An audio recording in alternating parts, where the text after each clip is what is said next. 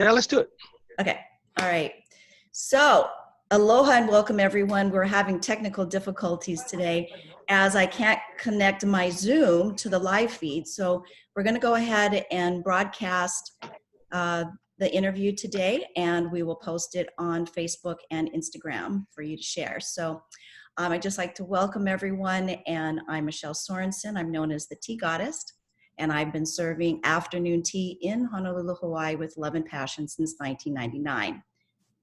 And during this pandemic, I've been having great fun chatting and zooming around the world with tea owners and tea enthusiasts from England, Ireland, Australia, and across the US. And today's guest, all the way from Honolulu, Hawaii, is Bryon Goo from the Tea Chest.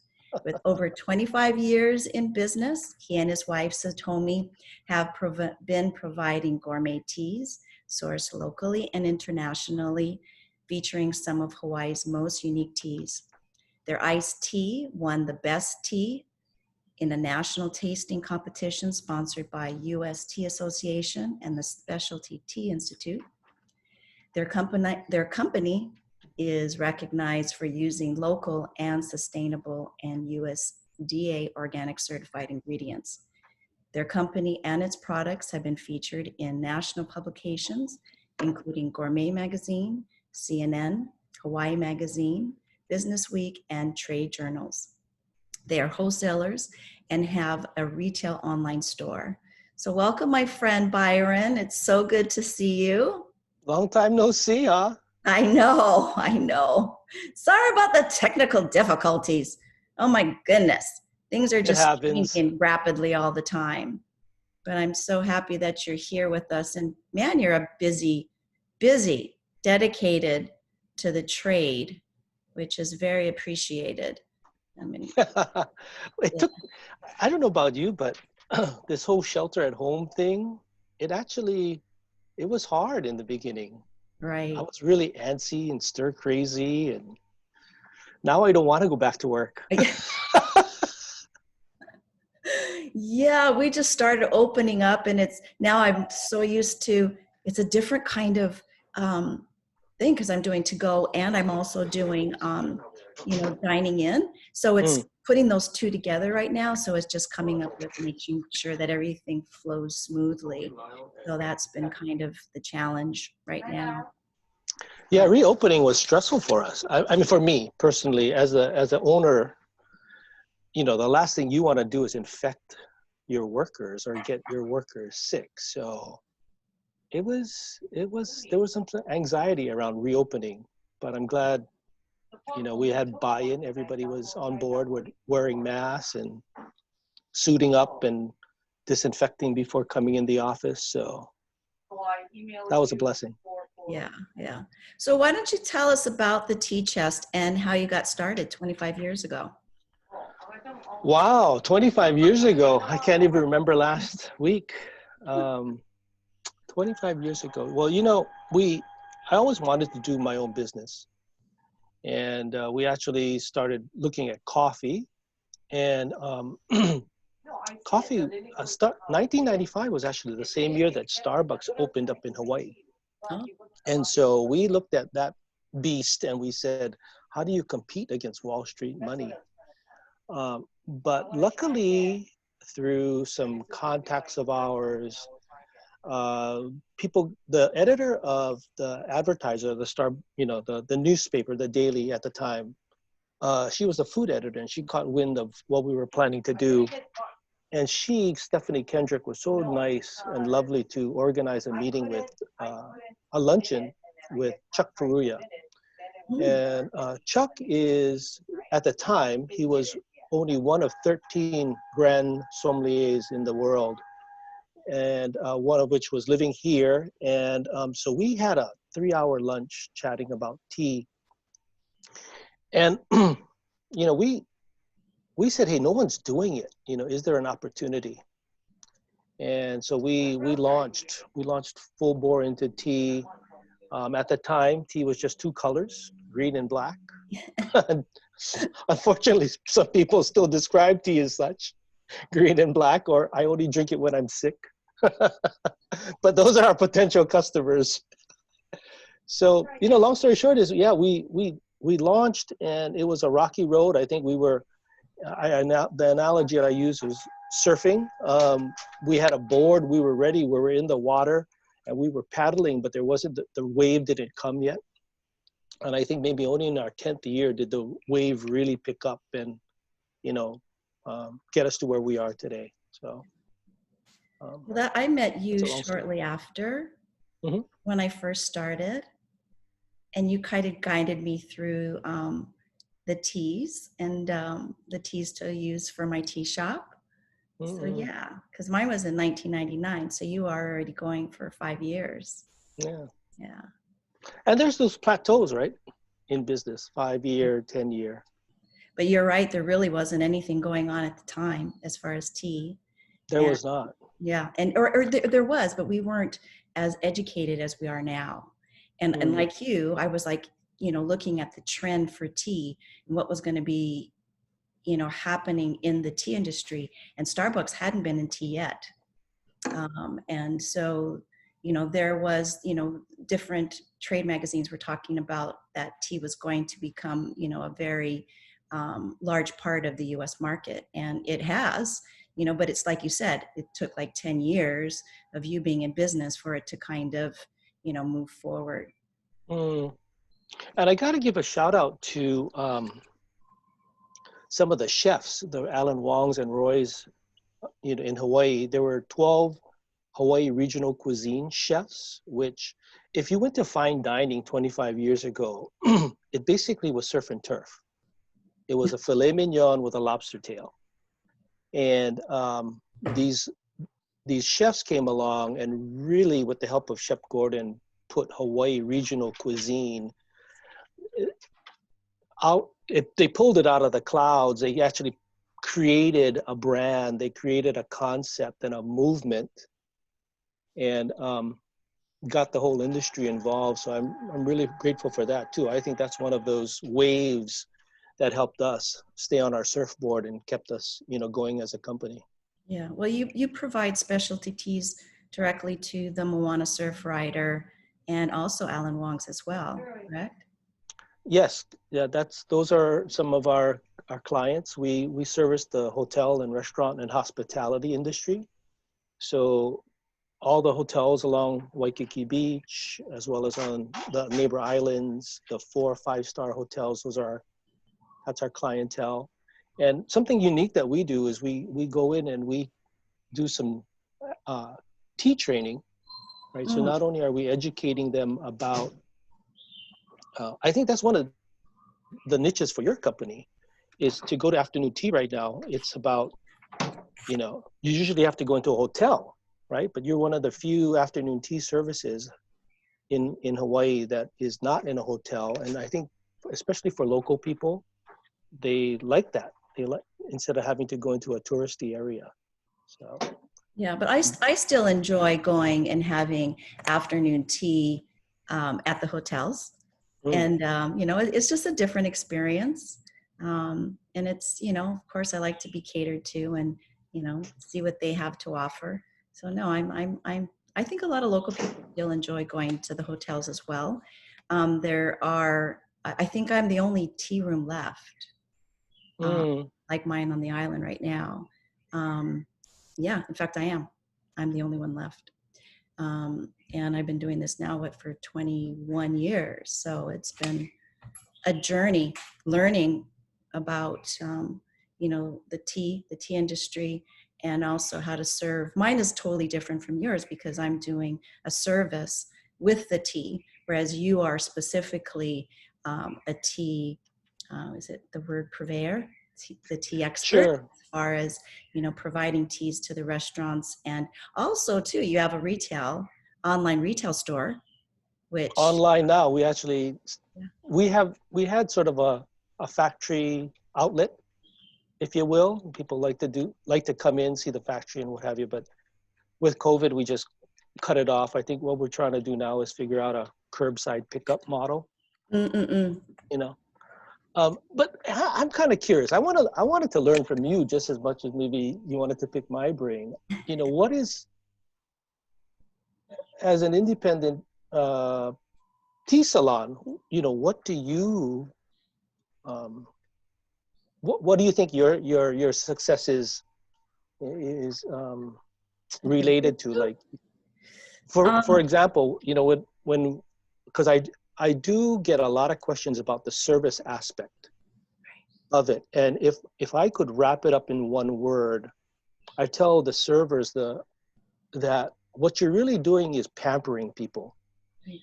At the end of the day, you want to make that person feel as special as they possibly can feel, because something that's really, it hit me during COVID, that I don't have an essential product. you know Toilet paper, hand sanitizer. tea is very Oh, essential. What are you well, talking about? hold on a second. Hold on a second. I mean, I like to believe that, right? But at the end of the day, if people are trying to categorize and label you and go, you're not essential. Well, I'm a food manufacturer, right? So that's essential. I make tea, and tea brings people comfort and health and all that. So that's a question mark, but some people don't think it's essential. I'll share a story with you. I think what helped us, we're not through not COVID yet, but what helped us get hunkered down into survival mode for COVID was actually going through 9/11. Mm, And you were around during that time. And what we realized, we woke up and we saw planes. So we're, 6 hours behind the East Coast. Planes were flying into the World Trade Center. We didn't know what to do. I mean, I remember just being numb. But we decided to try to deliver as much normalcy to our customers as possible. And we had a makeshift tea bar downtown that we actually took over. It was a stall that was a coffee shop that was run out of business by Starbucks. So we had this shell that we were able to move into. And we were amazed at how many people came and said to us, we're so glad you're open, because it was a sense of normalcy. So yeah, to us, tea is an essential. It's a part of our lifestyle and our culture and our diet. right. But not everybody thinks that way. I think it's a growing trend because people see the health benefits of it. So there's, that's a really important aspect, as such a health conscious society, that they're recognizing that there are certain teas that will cure certain ailments, and or calm you down. But like you said, in the service industry, it is about pampering. And Yeah. there's that feeling of having a cup of tea in a teacup, and drinking Cheers. tea. Cheers. It gives you that feeling of calmness, and it does. Mm, true. So what do you focus on with your customer base? What are you trying to give them? What kind of service? A sort of a magical experience. So when they walk in the door, of course, I'm in downtown Honolulu, which is very charming with its old historic buildings, but Yeah. then we also have the homeless there too. So we have to chase them away. And we do have this really good sort of relationship with them. So, I have an alcove. They like to stay there. I just make sure, hey, please pick up your stuff and don't come here when I'm open, and, all that kind of stuff. So live and let live sort of in existence. And so, walking in, I make sure that, the windows are super clean and the sidewalk is clean. And when they walk in the door, that they're transported to another place. Mm, So I like to kind of give them that sort of, feeling when they walk in. And some people are just, I've got stuff all over the place, and teacups and teapots and, just all this, decorations. And so I just want them to feel comfortable, come in, enjoy. Right now, everybody's coming in and they're just enjoying each other's company, because they've been locked up. So they haven't been able to, physically sit down with their friends and to actually take a moment. So at this point, I don't, think I'm glad they're in my tea shop, but they could be anywhere, just experiencing that relationship. And that's another thing with having tea, is it's just the cultivating of relationships and spending time with your loved ones, and sitting down to a little bit more calmer dining experience than if you go to, I don't know, Starbucks, or if you go to L&L or wherever, Mm-hmm. that sort of thing. But That's a good point too. I think for your audience, it's it's to be able to transport someone away. I think of my experience with Disney, and I took my daughter to Disney World, and so we're staying on the property, and everyone is telling us, "Have a magical day." mhm. And you hear that the whole day, right? And versus going to Disneyland in Los Angeles, Anaheim, you hear it on the property, but as soon as you get off the property, you got cars honking at you. Hey, get out of the way! And kind of bursts a bubble. But I know you have a lot of tea owners or tea shop owners, tuning in, and if I could, suggest something, is think about your tea menu also as a branding opportunity too. How does it fit into the magical place that you're trying to create for people? Don't just serve colors, but think about ways to build and layer in, your brand into your menu, as well as your ambiance and all that. Yeah, that's one part that I've actually been, wanting to focus a little bit on, is actually selling more of our teas. So I do have it online, and I do have the descriptions online, but so that's one part. You're right. I could actually expand my business in that area of, and people come in and they drink it and they go, "Do you sell this?" And I say, "Yeah, we do. We roughly, crudely package it up and they take it home." But yeah, that's something that I need to be working on. It's in my mind, and it's something, that, providing a really nice tea menu for people. And, but I know that was one of the questions actually, is how do you prepare a tea menu? Like for when you go to like Alan Wong's or the Moana, what is it that you suggest that they offer? Or do they ask you or tell you what they want? I think I got a couple different ways to answer that. We were actually looking at developing a tea program for a large regional coffee purveyor. They have about 100 different stores. They have 100 locations, 100 locations on the West Coast. They're not national, they're a niche, but they have a very good following. And they approached us about how to do a tea selection for them. And it was interesting because talking to the owner, he said, all we need is 4 teas. We need a green, and he was going by colors. We need a green, we need a black, we need a decaf, and something that's scented, right? And actually, that made a lot of sense to me. I think sometimes we overcomplicate it, like, especially on the service side. And people are so intelligent now. They want to know what's in the tea, how is it made, where does it come from.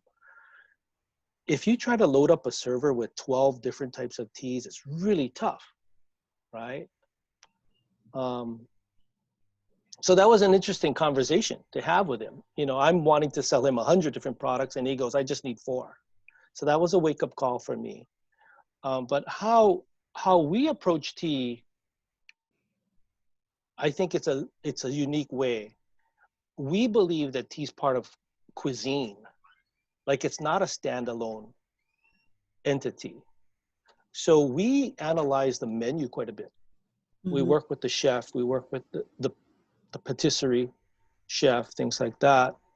And I look at the menu and I go, okay, now what points in the meal will the tea be served, and what else will be in that person's mouth? Mm-hmm, mm-hmm. And so I think that's, if you really think about it, that's why we have different styles of tea in the world, is because these styles of tea are coming from different places in the world. For example, Western cuisine, European cuisine, heavy in the fats, heavy in the proteins. And so you need a real full-bodied, robust experience in a beverage to complement that. Mm-hmm. In Asia, it's very different.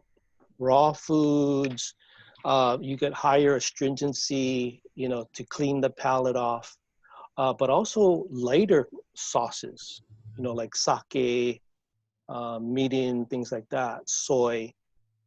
So you want a lighter body tea, Mm-hmm. but you want to be able to cut through it,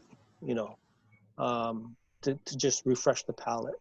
So, yeah. I spend a lot of time, I have a sweet tooth just by nature. So I spend a lot of time on the dessert menu, Okay. looking at what's on the menu and then seeing what we can do What do to you support that. suggest?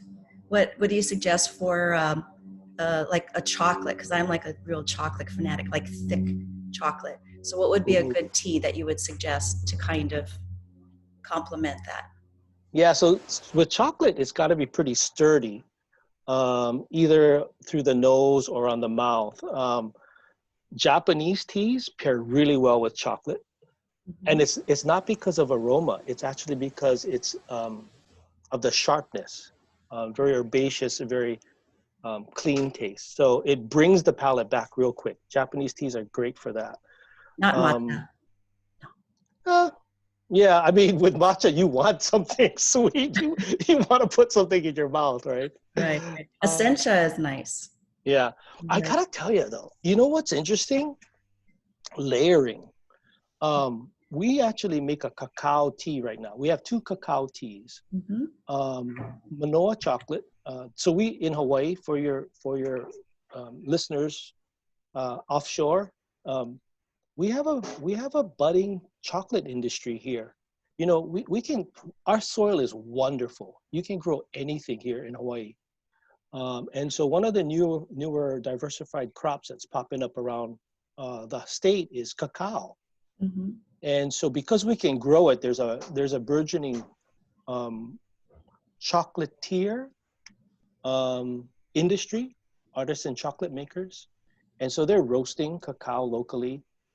Well, they've got all this shell left around, left after, getting to the nib.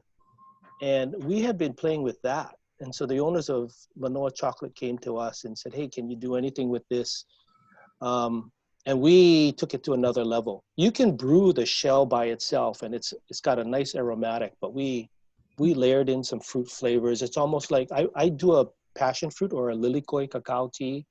My sister in San Jose is a budding chocolatier. She likes to make these truffles, and it tastes like a passion fruit truffle. It is so delicious. So that's another way to go chocolate with chocolate. Yeah. Let's see. No, that's not. I was going to pull that picture of your cacao tea. I mean, your specialty teas that you had.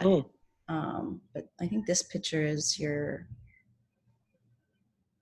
this is just one of your natural teas.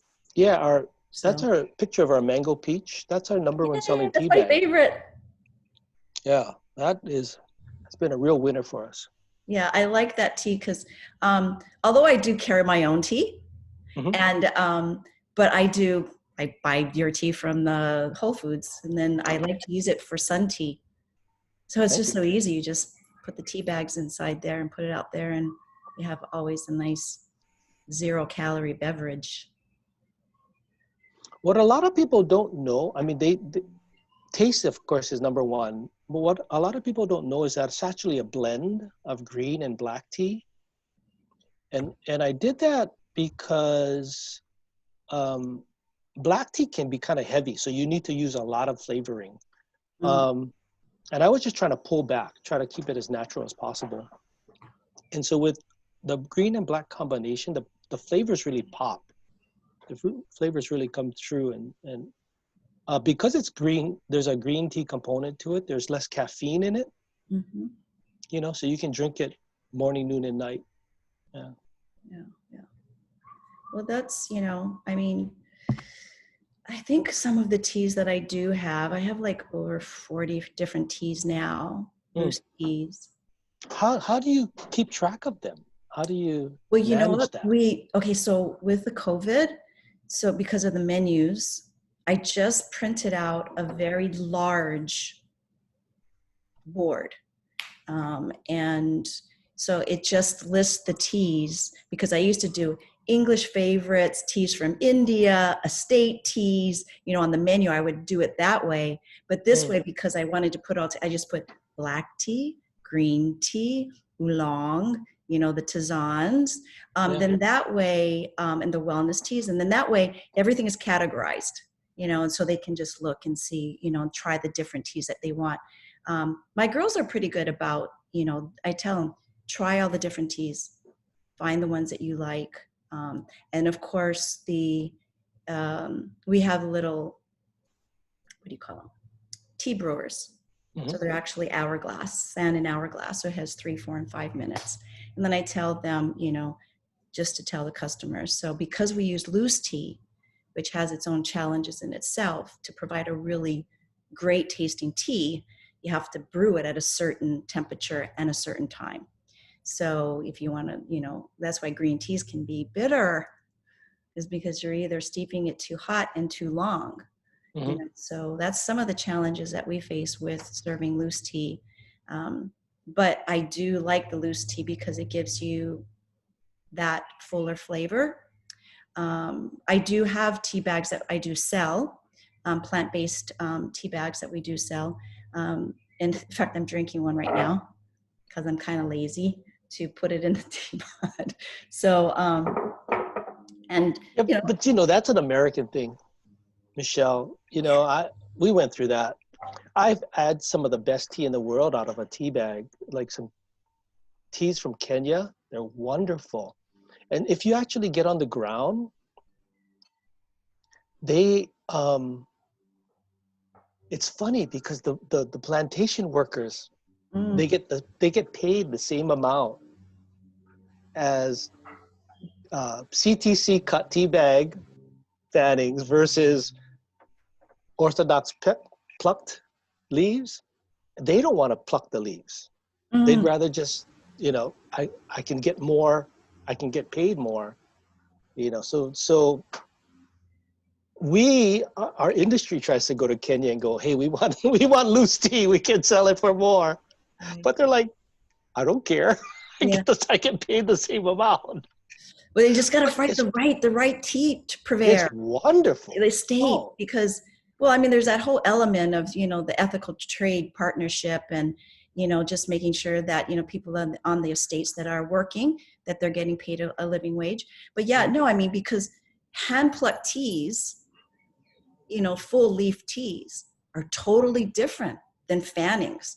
And a lot of people don't realize that when they do buy a Lipton tea or a very well-known product, they're just getting the dustings from the full leaf teas and whatever else, and it gets packaged in a tea leaf. I mean, sure, it's bad, sure. So you're not getting that real full flavor that you would get with a loose tea. So my whole thing is educating people on loose tea, how to drink loose tea. You have to have a tea strainer, and it's a little messier, but it is a lot tastier. So, yeah. But you have a nice selection of loose teas on your website too. Well, we do, and not only that, I grew up in a restaurant setting. My dad, my mother, and my father own a couple Chinese restaurants, so food is in my blood, and the way we make it in the restaurant is very different from how we make it at home sometimes. And so what I've noticed is that the higher quality of tea, they actually they have more user friendliness. If you slightly oversteep it, if the water's too hot, the better grades of tea actually have more forgiveness. They give you more grace in the cup, because they're just so well crafted that Yeah. they're not, you leave it in 30 seconds longer. And that's what happens in the salon, right? You're talking story, and, that's all going on, and you've got 10 tables to serve or what have you. And so it just, I think definitely that this is a shout out to going with better teas, better quality teas, because they're just so much easier and more tasty. Yeah. That's one of your loose teas. Yeah. That's, I think, our rose tea. Yeah, your champagne. Champagne rose. Okay. I think champagne rose tea. Yeah. We're like, what? What are the two things that people like to celebrate with? Champagne and roses. And we said, hey, Yeah. that might make a tasty tea. Yeah. Let's try it. Oh, that's a good one. I like that. Yeah. So, well, like I said, you've been, like really busy, and you're very dedicated to the trade. And, it's evident in the positions that you hold, in the industry. Like, you're the president of the Hawaii Food Manufacturers Association and the Hawaii Pacific Export Council. That was appointed by the Secretary of Commerce of the United States, right? Yeah, that just means I'm old. So I've got a Ah! lot to share. No, No, it's just I that think, your part of our expertise. kuleana is to, one of our core values is malama. Malama in Hawaiian means to steward, to take care of. Mhm. And, my thing was, from a community-based point of view, we have farmers, and we have, Kona coffee is world famous. And we had coffee literally attacked by a coffee borer beetle that was somehow an invasive species and came in and wiped out 30-40% of the crop. So, tea became an opportunity for them to diversify. And so, it's not just, well, here's a tea plant, go YouTube it. we we've kind of helped them along the way. We've brought in expertise from around the world, to teach our local farmers how to grow the crop and things like that. So industry and taking care of people and communities, because ultimately, industry is about people. Yeah. If we can help, create a tea industry here, that'd be great. Right. But we do have the Big Island, actually. They actually produce tea Mm-hmm. Yeah. plants. And then, of course, we have the Mamaki, which is not a tea, but an herb. And then that's been blended locally as well. And I Yeah, know Mamaki, for those who don't know it, is actually an indigenous herbal plant. Grows in the Hawaiian rainforest. It's actually, there's Hawaiian chant that's up to about 400 years old with Mamaki. And it talks about Mamaki as the healer of the forest. mm-hmm. And so it's a nitrogen fixer, but it's beautiful. Long story short is my daughter was in some summer science program at Kamehameha schools, and she studied Mamaki and the health benefits of Mamaki for 3 years. And her project was picked up by the cancer center Wow. here. And so high in antioxidants, no caffeine. So yeah, Mamaki, I think, has a place in the world. It's made a name for itself. Yeah, I like Mamaki. Yeah. I will, but you just had a tea that was featured in one of our prestigious magazines about a very rare tea that's grown on the slopes of Haleakala on Maui. Mm. So tell us about that one. So 5 years ago, we actually were fortunate to get a USDA grant to propagate tea. So in the course of 2 years, we propagated over 100, about 110,000 plants.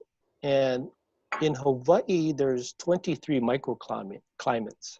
And so, like you mentioned, the Big Island, Hawaii Island, that's where all the research in our state started. I think it was actually leading the nation. We had some Japanese teas in the ground, and the University of Hawaii was researching them and what have you. But we wanted to see if there were other opportunities around the state Mm-hmm. where the plant could grow and we could find the people to take care of it. And so we were able to plant about 10 acres around the state on 5 different islands. We Wow. worked with 20 different farmers. And the first to market out of this was this small farm called Maui Tea Farm at about 4,100 feet elevation. So it's on the slopes of Haleakala on the way up to the national park. Mm-hmm. And it is cold. Right. You know, Yes. people think of Hawaii as, you know, sun, sand, and surf, but every house up there, you know, it has a fireplace, a chimney. So it's perfect. It's perfect for Mhm. tea.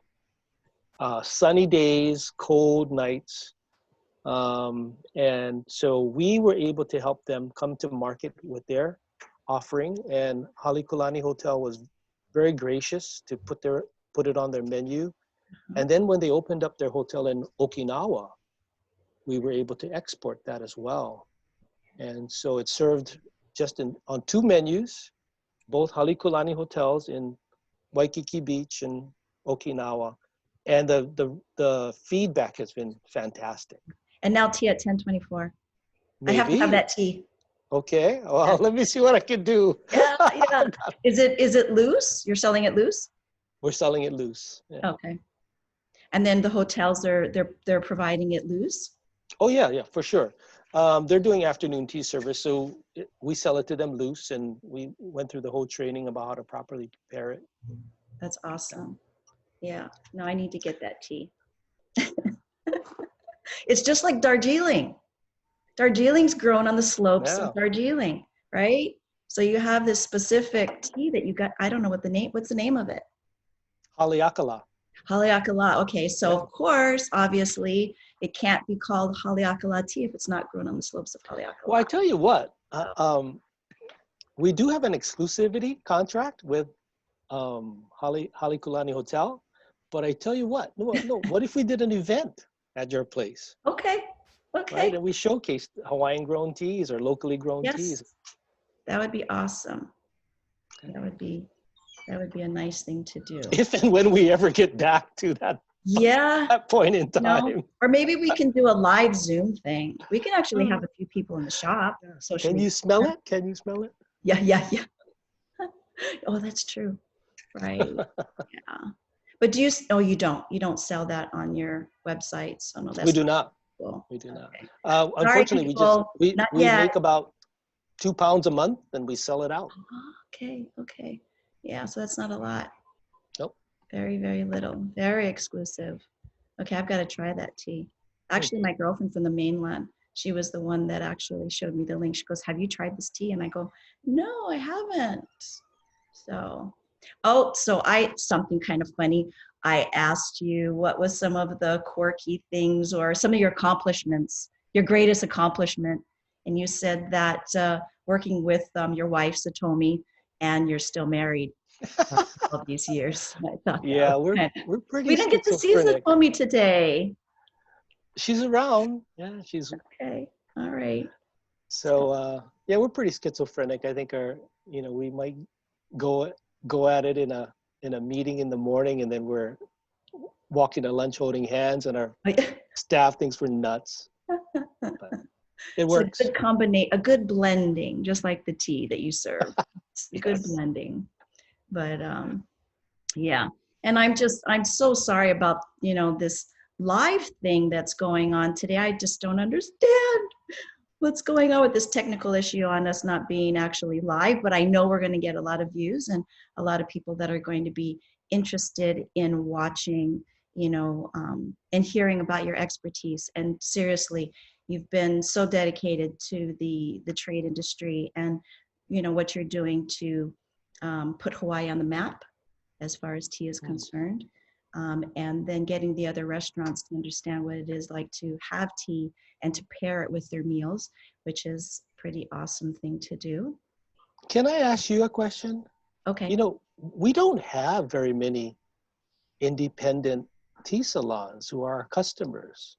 It's actually something, if I look at our customer list, yeah, we're deficient in that. I feel like, wow, I'm not doing my job right or something. You know, what could we do on our side to better serve your industry, your, you know, your Well, I'm the only customers? one on the island. No. um, but I'm sure that there are other people that are um, um, What do you look for in a tea purveyor? well, number one, so the company that I do get my teas from, and I've been getting from for the last maybe 15 years, and they had approached me, actually had sent me samples, and their teas were a little bit higher than I was getting them originally. Um, and there was a point because I was ordering from you, but I was only doing the tea bags from you. And then I decided to start doing the loose tea. And one of the companies I was working with is no longer in business. The company that I'm currently with, I really, really like their business model. They're very conscious about, you know, the environmental issues, the social issues, and they're huge. They're, you know, so, and they're out of Canada.